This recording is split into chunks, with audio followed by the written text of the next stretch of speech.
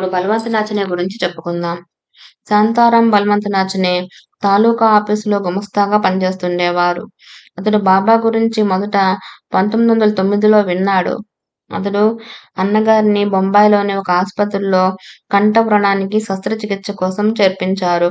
సరిగ్గా అదే రోజున వారింటికి ఒక సన్యాసి వచ్చి భిక్ష కోరాడు. భోజనం వడ్డించాక బెండకాయ కూర కావాలని పదే పదే అడిగి వేయించుకొని రోగికి బొంబాయిలో భద్రంగా శస్త్రచికిత్స జరిగిందని చెప్పి వెళ్ళాడు. అప్పుడు వారింటికి వచ్చిన కన్సేన మిత్రుడు సాయిబాబా దయ వల్ల శస్త్రచికిత్స బాగానే జరిగి ఉంటుంది అన్నారు. సాయి గురించి బలవంత నాచన వినడం అదే ప్రథమం. సాయంత్రం అయ్యేసరికి అతని అన్నకు శస్త్రచికిత్స బాగా జరిగిందని, తర్వాత ఒక సాధువు వచ్చి అతని కంఠం నిమిరి అది బాగవుతుందని చెప్పి వెళ్ళాడని బొంబాయి నుండి కబురొచ్చింది. కొంతకాలం తర్వాత నాచనే తండ్రి ఒకరోజు దాసగన్ చేసిన కీర్తనలో సాయిబాబా సాక్షాత్తు దత్తాత్రేయుని అవతారమని విన్నాడు. అతడు సాయి పటం తీసుకొచ్చి నాటి నుండి దాన్ని కూడా పూజించసాగాడు. బలవంత నాచనే మొదటిసారిగా 1912లో షిరిడీ వెళ్ళాడు. అంతకు ముందే అతడు ప్రభుత్వ ఆదాయ శాఖలో స్థిరమైన ఉద్యోగానికి అవసరమైన పరీక్ష రాశాడు.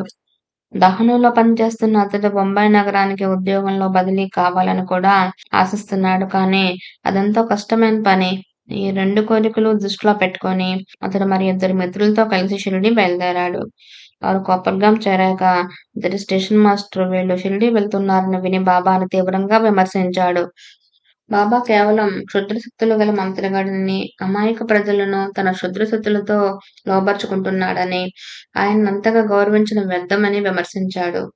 ఇదంతా వినేసరికి బలవంత నాచనేకు బాబా పట్ల ఎన్నో సంశయాలు కలిగాయి. అయినా ఎలాగో ఆ బృందం షిరిడీ చేరింది. సరిగ్గా అదే సమయానికి లెండి నుండి బాబా మసీదుకొస్తూ దారిలోనే వారికెదురయ్యారు. బాబా తిన్నగా బలవంత నాచనే కేసి చూసి, ఏమిటి మమల్తాదార్ వద్ద సెలవు కోరకుండానే వచ్చావా? ఇంకెన్నడూ అలా చేయకు అన్నారు. అంతటితో బాబా సర్వజ్ఞులు అని అతనికి అర్థమైంది. కోపర్గాంలో స్టేషన్ మాస్టర్ చేసిన విమర్శలన్నీ పటాపంచలైనాయి. అప్పుడు నాచనే సాయి సన్నిధిలో 3 రోజులున్నాడు. ఆ కొద్ది కాలంలోనే భక్తులపై బాబాకు గల ప్రేమ, మహత్తరమైన ఆయన దివ్యశక్తులను నిరూపించే సన్నివేశాలెన్నో చూచాక సాయి దత్తావతారమేనన్న విశ్వాసం అతనికి కలిగింది. ఒకరోజు బాబా అతని చేతిలోని ఊది తీసుకొని స్వయంగా అతడి నొసట పెట్టారు. అది వారి ప్రత్యేకమైన అనుగ్రహానికి చిహ్నం. తర్వాత ఒక ఏకాదశి నాడు మధ్యాహ్నారతికి ముందు సాయి ఇతన్ని వాడాకు వెళ్లి భోంచేసి రమ్మన్నారు. తన సాటివారు ఏకాదశి నాడు భోజిస్తుంటే తను భోజనం చేయడం బాగుండదని తలచి ఆరతి అయ్యాక భోంచేస్తానన్నాడు. కాని సాయి అంగీకరించక అతడు భోజనం చేసి వచ్చే వరకు ఆరతి ఆపించారు. తర్వాత ఒక భక్తురాలు సమర్పించిన తాంబూలం కూడా బాబా అతనికిచ్చి తినిపించారు. ఆరతి అయ్యాక బాబా తన వద్ద 4 రూపాయలు, అతని మిత్రుడు వైద్యుని వద్ద 16 రూపాయలు తీసుకున్నారు. కానీ మిత్రుడు దాటేను దక్షిణ కోరలేదు. కారణం అతనికి దక్షిణ ఇవ్వడం ఇష్టం లేదు. అటుపై వివరం నాచనే ఇలా రాశాడు. దాటే తనతో కూడా తెచ్చుకున్న బత్తాయి పండ్లలో కొన్నింటిని వాడాలో ఉంచుకొని కొన్ని మాత్రమే బాబాకు సమర్పించాడు. వాటిని అందరికీ పనిచేశాక ఒక మార్వాడి అమ్మాయి తనకు బత్తాయిలు కావాలని బాబాని అడిగింది. ఆయన దాటేసి మిగిలిన పండ్లు కూడా తీసుకురమ్మన్నారు. అతడు తాను వాటిని ఏకాదశి నాడు అల్పాహారంగా తినేందుకు తెచ్చుకున్నానని చెప్పి ఇవ్వలేదు. బాబా ఇంక అడగను లేదు. 2వ రోజు కాకా దీక్షిత్, జోగు, దబోల్కరు మొదలైన వారికి నన్ను చూపి, బాబా, నేనొక రోజు ఇతని ఇంటికి భిక్షకు వెళ్ళాను. కానీ వీళ్ళు నేను అడిగితే గాని నాకు బెండకాయ కూర వేయలేదు అన్నారు. వెంటనే 3 సంవత్సరాల కిందట అనగా 1909లో జరిగిన సంఘటన జ్ఞాపకం వచ్చి నేనెంతో ఆశ్చర్యపోయాను. కారణం మా ఇంటికొచ్చిన సాధువుకు బాబాకు పోలిక లేదు. అప్పుడు నేను నా పరీక్షా ఫలితం గురించి అడిగితే బాబా అల్లా మాలిక్ హే, అల్లా అచ్చా కరేగా అని నా తలపై చేయి ఉంచి ఆశీర్వదించారు. షిరిడీ చేరిన 3వ రోజున మేము మసీదుకు వెళ్ళేసరికి అక్కడ బాబా పట్టరాని కోపావేశంతో చిందులు తొక్కుతున్నారు. ఆయన కళ్ళు చింతనిప్పుల్లా ఉన్నాయి. అందరూ భయపడి పారిపోయి 15 నిమిషాల వరకు మసీదులో అడుగు పెట్టడానికి ఎవరూ సాహసించలేదు. అది చూశాక బాబా పిచ్చివారేమోనన్న సందేహం మాకు కూడా కలిగింది. చివరికి ఎలాగో ఆయన శాంతించాక మేము ముగ్గురము వెళ్ళి ఆయన వద్ద సెలవు కోరాం. బాబా నాకు ఊది ఇస్తూ, నీవు ఉద్యోగానికి బొంబాయి రావచ్చు కదా, అన్నారు. అది భవిష్యవాణో లేక శాసనమో తెలియదు గానీ 6 సంవత్సరాల తర్వాత నాకు బొంబాయికి బదిలీ అయింది. నేను ఆఫీసులో సెలవు తీసుకోకుండా ఊరు విడిచిపోయినట్లు నా పై అధికారి బీవీ దేవ్ గుర్తించాడు గానీ అతడు నాపై చర్య తీసుకొనక హెచ్చరిక చేసి విడిచిపెట్టాడు. అటు తర్వాత 1913 నుండి మళ్ళీ మళ్ళీ షిర్డీ రాసాగాను. 1913లో షిరిడీ బయలుదేరుతుంటే నా మిత్రుడు ఫణ్సే నన్ను కలుసుకొని అతడు ఆఫీసులో డబ్బు తినేశాడన్న అభియోగంపై తనకు జైలు శిక్ష విధించారని, ప్రస్తుతం తనను బెయిల్పై విడుదల చేశారని చెప్పారు. తాను కోర్టులో అప్పీల్ చేసుకోబోతున్నానని చెప్పి తన తరపున బాబా ఆశీస్సులు కోరమని నాతో చెప్పాడు. నేను షిరిడీ చేరేసరికి చావడిలో కాకడ హారతి అంటే ఉదయ హారతి జరుగుతోంది. అప్పుడు బాబా ఎంతో కోపంతో ఉన్నారు. అయినప్పటికీ నన్ను చూస్తూనే ఆయన వాడేమీ భయపడనక్కర్లేదని చెప్పు. అప్పీల్ చేసుకోగానే అతన్ని విడుదల చేస్తారు అన్నారు. నేను షిరిడీ నుండి తిరిగి రాగానే బాబా చెప్పిన మాటలు ఫణ్సేతో చెప్పాను. కానీ అప్పటికే అతడు విడుదల అయ్యానని చెప్పాడు. బాబా అభయమిచ్చిన వెంటనే ఆ కార్యం నెరవేరింది. బాబా ఒకరోజు భక్తులందరి ఎదుట నాతో పిచ్చివాళ్ళను నమ్మకూడదు అన్నారు. అప్పుడు నాకేం అర్థం కాలేదు. నేను 1914లో దహనంలో కోశాధికారిగా పనిచేస్తున్న కాలంలో ఒకరోజు ఇంట్లో పూజ చేసుకుంటున్నాను. అప్పుడు రామకృష్ణ బలవంతు ఫణ్సే అని ఒక పిచ్చివాడు మా వంటగది తలుపు దగ్గర నిల్చొని ఉన్నాడు. అతడు ఎవరినీ బాధించేవాడు కాదు కనుక నేను పట్టించుకోలేదు. కానీ నేను పూజ చేస్తుండగా మధ్యలో అతడు ఒకసారిగా నా మీదకు దూకి నా గొంతు పిసుకుతూ నీ రక్తం తాగుతాను అని కేకలేస్తున్నాడు.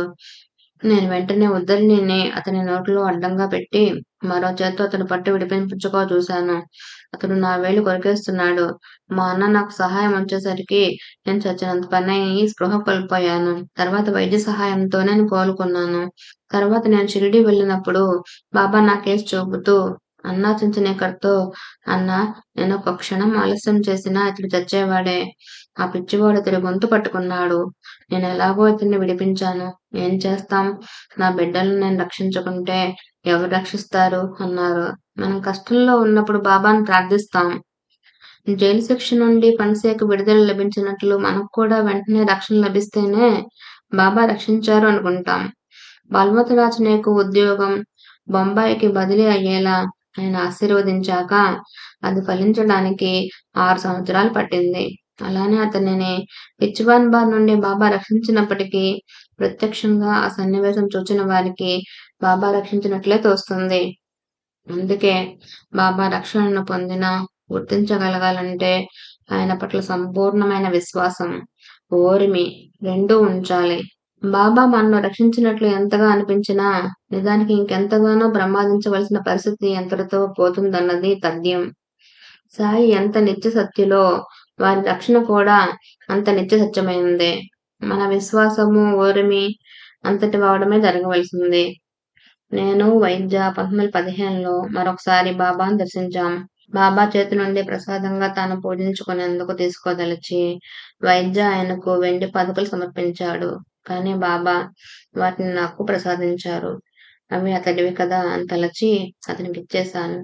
శ్యామ ఆ విషయం బాబాతో చెప్పినప్పుడు ఆయన వాటిని నాకు తిరిగి ఇప్పించారు. వైద్య వద్ద మరొక జత వెండి పదకలు కూడా ఉన్నాయి. కానీ బాబా వాటిని కూడా అడిగి తీసుకొని నాకే ప్రసాదించి వీటిని నీ దగ్గర ఉంచుకొని పూజించుకో అన్నారు. అవి వైద్యకు చెందినవి కనుక అతనికే ఇవ్వాలని నేను అన్నాను. ఆయన ఇప్పుడు నీ దగ్గర ఉంచుకో, అతని తర్వాత ఇవ్వవచ్చులే అన్నారు. నేను అలానే చేశాను. ఆ సంవత్సరమే మరొకసారి మేము షిరిడీ వెళ్ళాం. నాకు కలిగిన పిల్లలందరూ మరణించడం వలన నాకు సంతానం ప్రసాదించమని మా అత్తగారు బాబాను కోరదలిచింది. అప్పుడు శ్యామ నా భార్యను బాబా వద్దకు తీసుకువెళ్ళి ఆమె కొంగులో ఒక కొబ్బరికాయ వేయమని కోరాడు. ఇప్పుడు బాబా నా భార్యకు కొబ్బరికాయ ప్రసాదిస్తుండగా ఆయన కళ్ళల్లో నీళ్లు నిండాయి. ఆయన నన్ను తమ వద్ద కూర్చొని పాదాలు వత్తమన్నారు. నేను అలానే చేస్తుంటే ఆయన నా వీపు నిమిరారు. ఆయన ప్రేమకు కరిగిపోయాను. వెనుక ఒక పిచ్చివాడు నన్ను చంపబోయినప్పుడు నా వద్ద వారి పటం ఉండబట్టి గండం గడిచిందని బాబాతో అన్నాను. అప్పుడు బాబా అల్లా మాలిక్ హే అని మాత్రమే అన్నారు. అప్పుడు ఆయన నేను ఒకరినొకరం కౌగిలించుకున్నాం. ఒక భక్తుడు చేసుకునే సేవలో మరొకరు జోక్యం చేసుకుంటే బాబా తీవ్రంగా ఖండించేవారు. ఒకనాడు బాబా నాకు కడుపులో నొప్పిగా ఉంది అన్నారు. ఒక భక్తురాలు కాలిన ఇటుక బాబా పొట్ట మీద కఫ్నీ పైన పెట్టి వారి డొక్కలను ఎంతో గట్టిగా మర్దించసాగింది. సున్నితంగా మర్దించమని ఆమెతో చెప్పాను. వెంటనే బాబా ఉగురులై నన్ను లేపి అక్కడి నుండి వెళ్ళిపోమని ఆదేశించారు. నేను అలానే చేశాను. నాటి రాత్రి 8 గంటలకు నేను మసీదుకు వెళ్ళి బాబా, నేను జపం ఏమని చేసేది అని అడిగాను.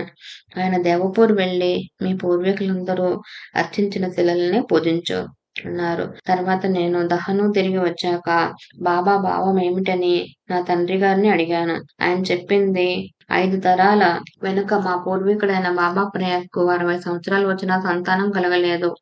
అతడు ఏకనాథుని శిష్యుడైన బాబా భగవత్ అను మహాత్ముని త్రయంబకంలో దర్శించాడట. ఆడు తర్వాత అతనికి కొడుకు పుట్టాడట. అప్పటి నుండి మా వంశంలో ప్రతివారు మా గురు వంశస్థుల నుండి ఉపదేశం పొందటం ఆచారమైందిట. నన్ను కూడా అలానే చేయమని బాబా భావమట. ఇతనికి బాబా అనుగ్రహం వలన కాళూరాం అనే దివ్యాంశం గల పిల్లవాడు జన్మించి అద్భుతమైన రీతిన పరమపదించిన వివరం శ్రీ సాయిబాబా జీవిత చరిత్రలో చూడవచ్చు.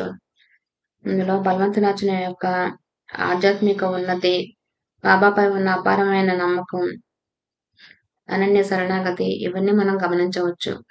ఓం సాయిరామ్.